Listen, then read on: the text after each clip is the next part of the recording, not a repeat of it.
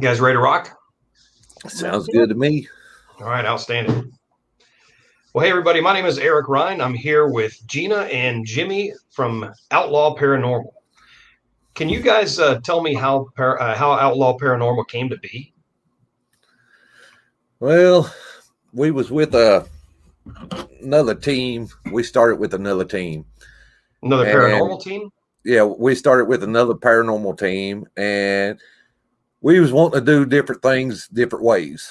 So I had different suggestions, and it wouldn't never get put out. So we ended up, I left the team, GENA left the team. We started our own team, and then we got Jeff to come along with us. And we was thinking about a group name, and I raced cars all my life, and we was always called the Outlaws. So we just named it Outlaw Paranormal. All right. So you don't just investigate ornery ghosts or people that lived outside the law or anything like that. It's just named after your racing team, huh? Yes. Or in the spirit of it. We go out. If somebody wants us to come out and find Bigfoot, hey, we don't care to climb through the woods and look for Bigfoot either. You speak for yourself there. All right. GENA, you guys met at with another production company, right? Another paranormal company. Another paranormal team. Mm-hmm. Was this? Do you guys consider yourselves more to investigative paranormal activity, or more storytelling, or a little bit of both? What are we looking at here with Outlaw Paranormal? Well, we've always been more investigators, but actually putting video out there now, we do have to tell the story with it. And that, for me, is probably the most interesting part. I love history, so I love, going to these places and really knowing the story behind it, too. So yeah, Okay. we are a little of both. All right. So when you talk about these places, would you say that you guys stick with one general geographic area, or do you travel all over the place? We go anywhere. And we've been to West Virginia, Ohio, yeah, different parts of Tennessee. We'll be in Alabama next month, first weekend of August.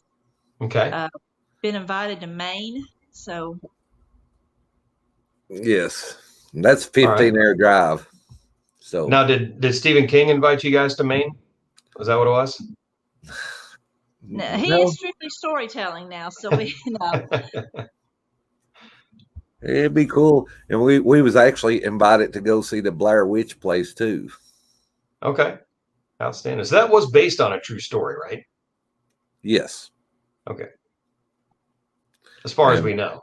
Yes. That's my dog snoring. If you guys can hear that, I'm sorry. That's all right. We got a lot of people that comes to us on TikTok and offer us different locations and want to know if we come different places too. Okay. So we didn't go over this for the viewers either. You guys are based in Eastern Tennessee.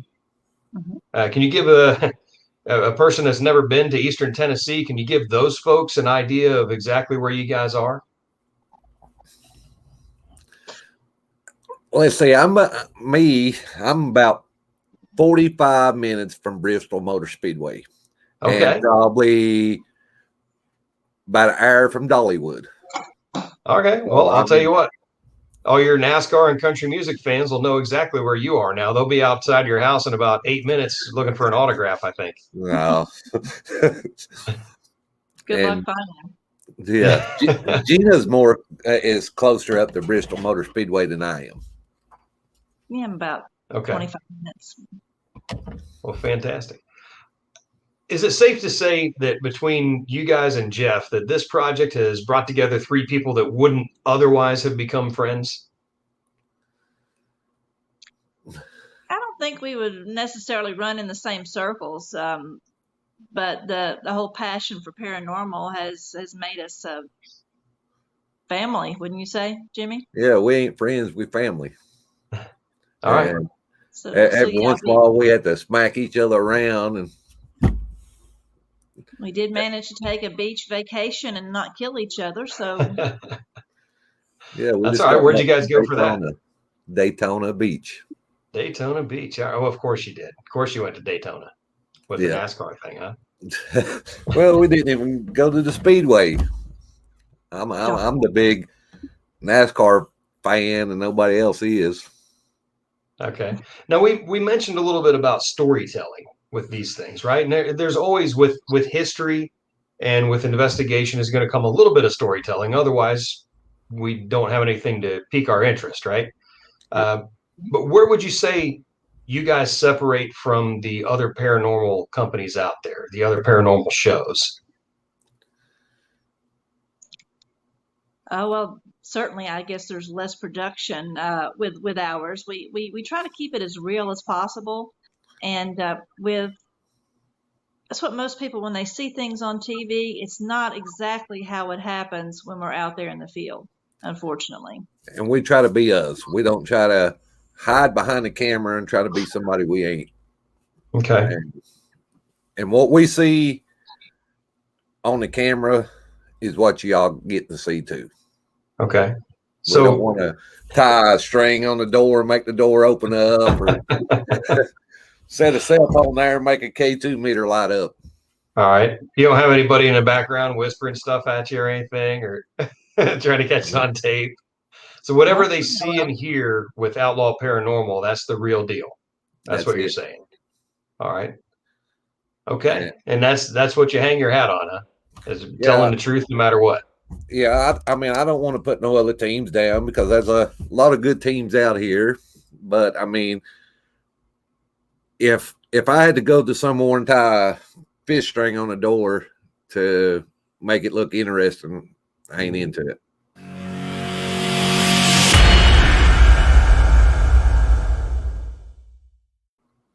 Okay. Do you guys have any rivals? Sorry, go ahead, Gina. I said it's not always interesting, especially for the viewers, because like I said, nobody wants to see us sit in the dark for 8 hours waiting on something to happen. And that's, that happens a lot. And a lot of times you've got stuff happening that you don't know about until you played your video back and played your recordings back. And you hear all these things that you didn't get while you were sitting there. So okay. Well, it's interesting that you say that because they have these fishing shows on ESPN the Ocho or ESPN3 or whatever it might be. They got these fishing shows on all these other channels out there. I mean, the same is probably true in the paranormal realm. I would imagine that you're sitting there for quite a while waiting for something to happen. When it does, bam. Now you see some of these paranormal teams go out here like that's on TV and stuff, and every time, no matter if they're walking through Walmart, they'll go catch something. I mean, I wish. Right. It's kind of like Mr. Rogers' Neighborhood. Right. Do you guys have any rivals in the paranormal community? There's a big movement in the paranormal community called Para-Unity. And that's all about working together and, helping each other out because we're all in it for the same goal. And at the same time, there's also a lot of division. So we try to believe that everybody has something to teach us. So we do work with other teams occasionally. Do we have rivals? I don't know. I mean, I'm sure there's a couple that don't like us. But, hey, I'm an outlaw on everything I do, so I know I probably have a few people that don't.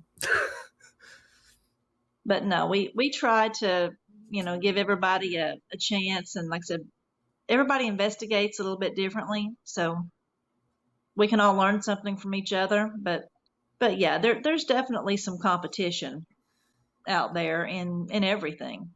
Yep. And we try to get along with everybody because doing the paranormal, if you don't get along with other teams or try to help each other out, whoever go know the real answer and try to find the answer of this paranormal. Hey, we're alone. There he is. Yeah.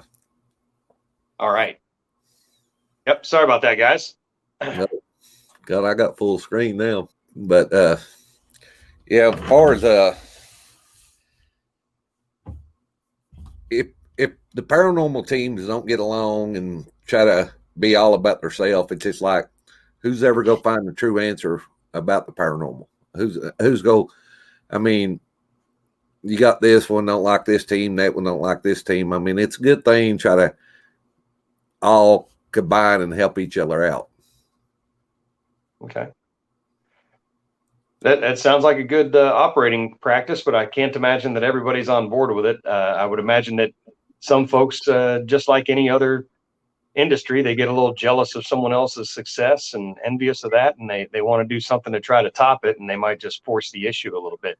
So with these rival teams, I mean, at the end of the day, you can be friends with somebody and still be their rival, right? Yes. You can still be in competition with them. It's just like me and you go fishing. We take off Sure. and go fishing. I catch a bigger bass, and I mean, it's eating you on the inside because you want to catch a bigger fish than what I caught. That's right. I shouldn't have been fishing for bluegill in a bass competition. Is that what you're telling me? Yeah, you should be.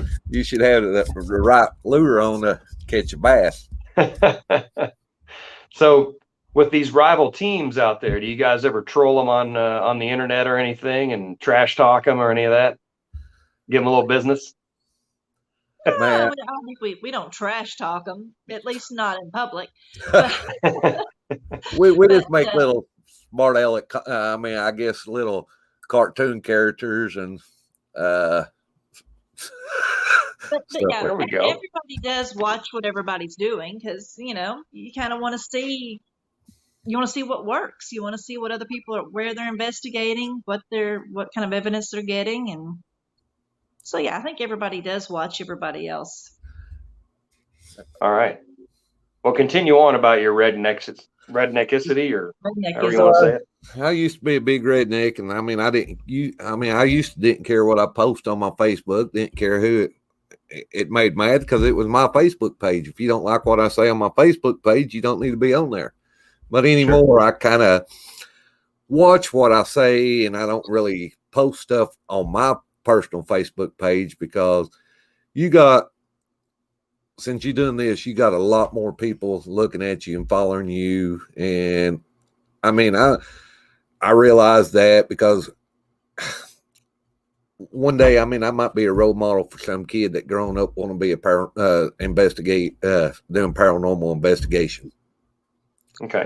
We've met a lot of people doing this, a lot of different people, different beliefs, and you kind of do learn to be tolerant because not everybody believes the same way you do. Mm-hmm. Everybody has an opinion, and so yeah, we try to get along with everybody. Definitely, it makes a lot of sense. You don't have to accept somebody to tolerate them, right? That's right. We met. You don't have to accept and adopt all their views just to deal with them being on Earth too, and everybody's got a right to think what they want, right? Yeah, we met a lot of good people doing this. We actually done a lot of teaming up with moonshiners, and we've been with a lot of the moonshiners that's been on TV. So we actually got to meet and hang out with Tickle, Josh Owens, Ewok, Biggin, John Boy. I mean, we actually got to hang out with a lot of them since we've been doing this. That's great, man. That's fantastic. So, hey, I'd be remiss if I didn't get to this, guys. Look, what brought you to do an episode about the Shrine? The Shrine is one of our favorite places to go to. And 90% of the time, the Shrine, all right, like an old hospital, it used to be. Everything used to be. They used to be people going there, people dying there. The Shrine is still happening. Okay. It's a place that the stuff is still active. The Shrine, the caretaker of the Shrine is Shintoist. He's been in martial arts for over 50 years. So the Shrine was originally for his own use, and part of it is Shinto Shrine. That part you never see on camera, but the rest of it has evolved, and he refers to it as a Yura Shrine. Yura in Japanese means secret. So it's hidden in plain sight in Bristol, Tennessee. And there's a lot of different faiths or crafts that have been practiced there. He's held Wiccan weddings. There's been Buddhist, everything that you can imagine has been there to practice their craft or whatever. Japanese believe that everything has a spirit, has an essence, and they call them kami, and that the shrine was built for the kami. And so anything good, bad, evil is welcome there. So the only thing is, most of the time, what you're going to find there was never human. Okay. Ryan actually got a room up there where people bring stuff up there and donate it to the shrine, and like haunted items, dolls, masks, voodoo things. Yeah. And I've actually got this right here, and I'm going to take it up to the shrine. This came from New York, and it was used in a serial killer. A serial killer actually had this Ouija board, and I'm taking it up to the shrine and then donating it to the shrine myself. Okay. Because I mean, I got a lot of haunted items laying around me, but that is one of the things I feel very uncomfortable with. Deep in the mountains of East Tennessee sits a little-known gem, something with a good flavor known only to true backwoods men, a place where you can taste true mountain heritage. If you have a love for barbecue and a taste for old-style mountain liquor, then you need to take yourself a road trip to John Boy's Barbecue at 4311 Knoxville Highway, or give us a call at 423-539-0704. John Boy's Barbecue, a taste of backwoods deliciousness. Okay.